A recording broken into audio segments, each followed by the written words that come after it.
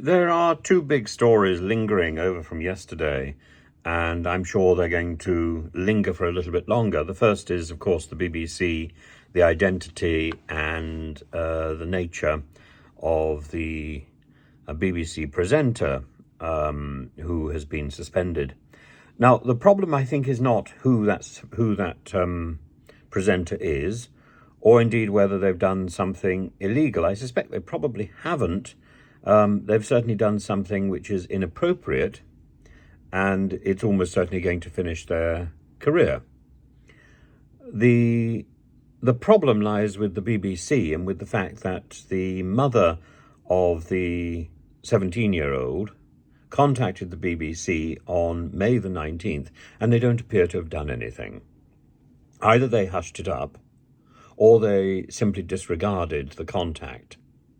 And it's only when the story threatened to appear in The Sun, they tried to get ahead of it. And I think, frankly, they've made it worse. And the problem is, with a history of Savile, of Harris, of Hall, there's a reputation for the BBC failing to deal with I was going to say sex crises, but it's not. It's actually all about the manipulation of power.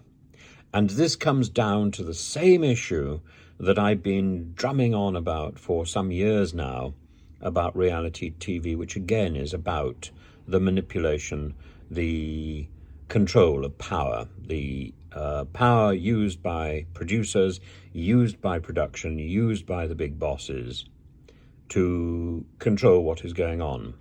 And this is all about power.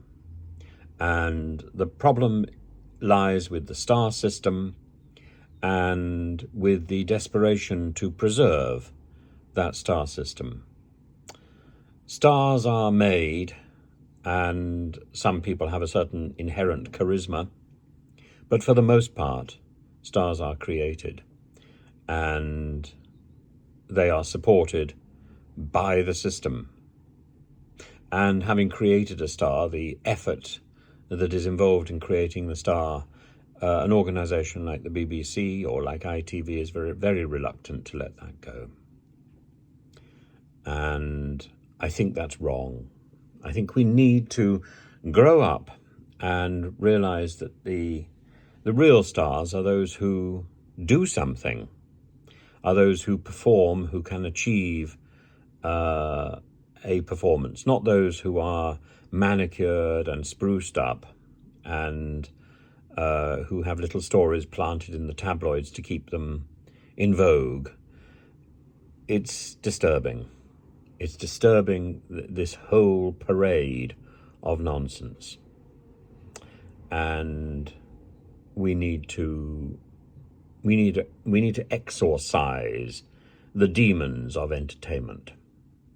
And the finger of blame points not only to the BBC and ITV, but also to the DCMS and to Ofcom, who are both saying, well, it's that group is responsible. No, that group is responsible.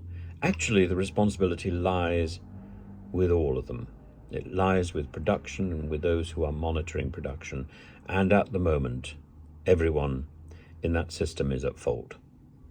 And I think that's where the problem will be identified.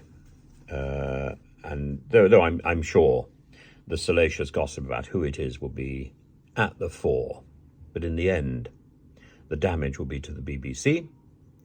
And I hope that the DCMS, the Secretary of State for the DCMS, realises that the buck stops with her, and that their failure to deal with this rise in the power of production that they had at their fingertips, that they could have dealt with in 2019, they didn't. And they handed it on to Ofcom with a bias towards production.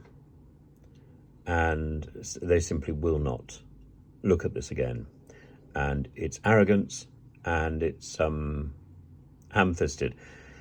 The other issue is the Osbourne poison pen letter, this thing which says, to tell the truth, and the nasty catalogue of misdemeanours of George Osbourne, and why would his new wife Thea take him on after learning all this filth?